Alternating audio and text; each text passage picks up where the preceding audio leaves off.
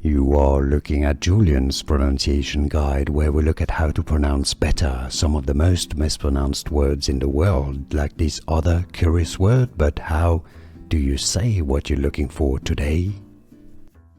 Let's learn once and for all how to pronounce this word correctly. If you want to learn more pronunciations, make sure to stay tuned. I've got more videos. Yes, the most common pronunciation in science is as chelating, as in chelating agents or chelating agent.